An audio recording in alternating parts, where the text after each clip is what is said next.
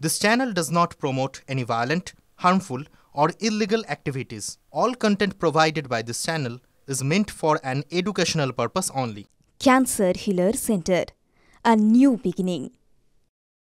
পরে খবরে নজর রাখবো। নারকেলডাঙ্গার পর এবার তারাতলা, আবারও শহরে ঝুপড়িতে ভয়াবহ অগ্নিকাণ্ড। তারাতলা সিপিটি মোড়ে একটি ঝুপড়ির সিলিন্ডারে বিস্ফোরণ হয়। দ্রুতই পাশের ঘরগুলিতে আগুন ছড়িয়ে পড়ে, ভস্মীভূত হয়ে যায় প্রায় 40টি ঝুপড়ি। পরিস্থিতি নিয়ন্ত্রণে আনতে ঘটনাস্থলে পৌঁছে দমকলের 6টি ইঞ্জিন। ঘটনাস্থলে পৌঁছে দুর্গতদের পাশে থাকার বার্তা দেন কলকাতার মেয়র ফেরহাদ হাকিম। কথা বলবো, আমাদের সঙ্গে সোমা রয়েছেন ঘটনাস্থল থেকে। সোমা, একেবারে শেষ সম্বলটুকু হারিয়ে যারা এই মুহূর্তে বাঁচার লড়াই চালাচ্ছেন, কি বলছেন তারা? মেয়রের আশ্বাস কতটা ফলপ্রসূ হয়েছে?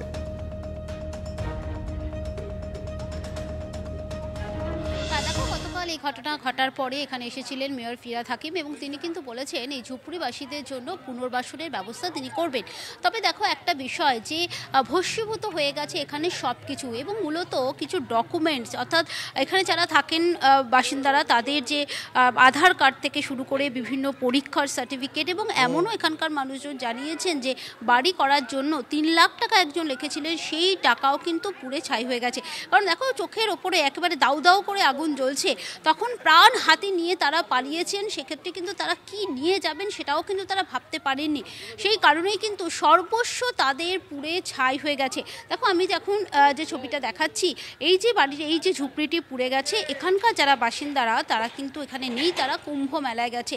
কুম্ভ মেলায় গেছে, আজ তাদের রাতে ফেরার কথা রয়েছে, তারা সেখানে রয়েছেন। দেখো, এখানকার বাসিন্দারা যারা রয়েছেন তারা কিন্তু তারাও এখানে খুঁজছেন, অর্থাৎ যদি কোনো রকম কোনো কিছু উদ্ধার করা যায়। তারা বাড়িতে নেই, আজকে রাতে তারা ফিরবেন সেরকমই কথা রয়েছেন। তবে বাসিন্দারা তারা কিন্তু শেষ যদি কিছু পাওয়া যায়, সহায় সম্বলহীন মানুষগুলো কিন্তু এখন আর্তনাদের কথা, এবং তারা কিন্তু বলছেন যে পুনর্বাসনের কথা বলা হয়েছে, অবশ্যই সেটা তারা বলছেন যে পুনর্বাসন হলে তো ভালোই হয়, কিন্তু যে সমস্ত গুরুত্বপূর্ণ নথিপত্র তাদের পুড়ে গেছে, যেটা বলছিলাম আধার কার্ড থেকে শুরু করে বিভিন্ন পরীক্ষার যে সমস্ত সার্টিফিকেট, সেগুলো সব পুড়ে গেছে। এবং এখানে কিছু স্টুডেন্ট রয়েছে, তাদের বই খাতাও কিন্তু সম্পূর্ণ পুড়ে ছাই হয়ে গেছে। একটু কথা বলবো দাদা, এখানে যারা থাকতেন তারা কুম্ভ মেলায় গেছে, যেখানে তারা গেছে ঘুরতে গেছে, এবারে তার মধ্যে এই আগুনটা লেগে গেছে। এখন আর আমার ভাই, সব আমাদেরই আছে।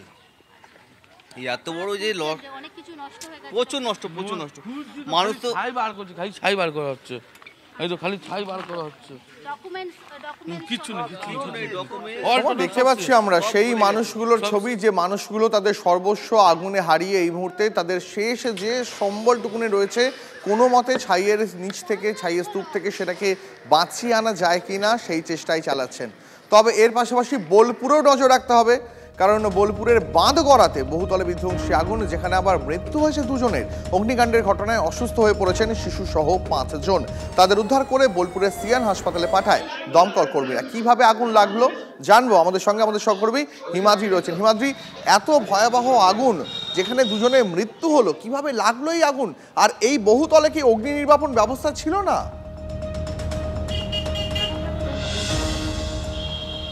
একেবারেই দেখো, প্রশ্ন উঠছে সেখানেই যে অগ্নি নির্বাপক কি কোনো যন্ত্র বা ব্যবস্থা কি এখানে ছিল না, সেই প্রশ্নই উঠছে।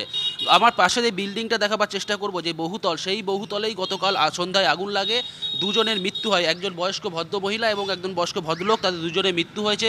এক শিশুসহ 5 জন গুরুতরভাবে আহত হয়েছে, তাদেরকে ইতিমধ্যেই হাসপাতালে নিয়ে যাওয়া হয়েছে। এবং এই যে বহুতল, সেই বহুতল কিন্তু এখন সম্পূর্ণভাবে সিল করে দেওয়া হয়েছে পুলিশের পক্ষ থেকে। যারা বাসিন্দা তাদেরকে এখান থেকে অন্যত্র সরানো হয়েছে, একটি হোটেলে নিয়ে যেয়ে রাখা হয়েছে। প্রশ্ন উঠছে যে অগ্নি নির্বাপক যন্ত্র কি এখানে ছিল না? যদি ছিল তাহলে তার মেনটেনেন্স হতো না, এমনটাও কিন্তু অভিযোগ উঠছে। এবং এই যে দায়িত্বে যারা রয়েছে পৌরসভা, সেই পৌরসভা কি এইগুলির ওপর নজর রাখতো না, সেটা নিয়েও কিন্তু একদিকে প্রশ্ন উঠছে। সব মিলিয়ে বড়সড় প্রশ্ন যে কিভাবে আগুন লাগলো। এই যে স্থানীয় যারা বাসিন্দা, তারা অবশ্য বলছেন যে মিটার বক্স, যে এই যে বহুতলের যে বাড়ি রয়েছে বা আবার যে ফ্ল্যাটগুলি রয়েছে সেইগুলিতে কিন্তু আগুন লাগেনি। যে মিটার বক্সে যেই জায়গা থেকে পাওয়ার সাপ্লাই করা হতো সেই পাওয়ার সাপ্লাইয়ের জায়গাতেই প্রথমে আগুন ধরে যায় শর্ট সার্কিট থেকে।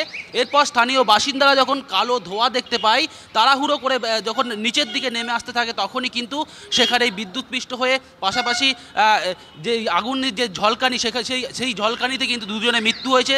যারা কোনো মতে সেখান থেকে বেরিয়ে আসতে পেরেছে তাদের আপাতত তারা সুস্থ রয়েছেন এবং একজন শিশু তিনি গুরুতরভাবে অসুস্থ হয়ে রয়েছে, তাকে ভর্তি করা হয়েছে হাসপাতালে।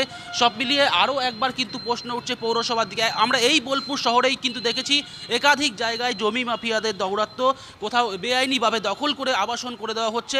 ঠিক সেই ধরনের প্রশ্ন কিন্তু আবার উঠছে, এই যে বোলপুর শহর সেখানে কেন বারবার এই ধরনের নানা অভিযোগ উঠছে।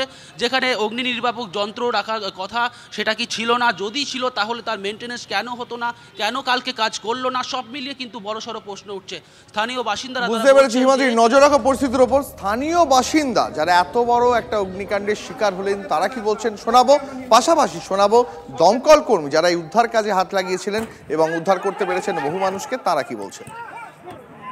গ্যাসে স্মোকে ইনজিওর হয়ে মারা গেছেন, এক্সপায়ার করে গেছেন দুজনে, আরও একজন ভদ্রমহিলা আছেন বয়স্ক, এবং অনেকেই স্মোকের জন্য অসুস্থ হয়েছে। এখন তারা হসপিটালে অ্যাডমিট আছে।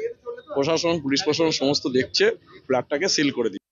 60 লোককে আমাদের ফায়ার ব্রিগেডের টিম তারা রেস্কিউ করেছে, সঙ্গে এসডিপিও সাহেব এবং আইসি বোলপুর নিজেরাও তাদের পুরো টিম নিয়ে এই এত মানুষকে রেস্কিউ করেছে এবং আমরা বেশ কিছু লোককে হসপিটালে পাঠিয়েছি। যারা বার্ন ইনজুরি কিছু আছে, সেই বার্ন ইনজুরি হসপিটালে পাঠানো হয়েছে। প্রায় 5 জনকে তারা নিয়ে গেছে অ্যাম্বুলেন্সের মাধ্যমে। ডক্টরের রিপোর্ট পাওয়ার পরে আমরা বাকি কথা বলতে পারবো।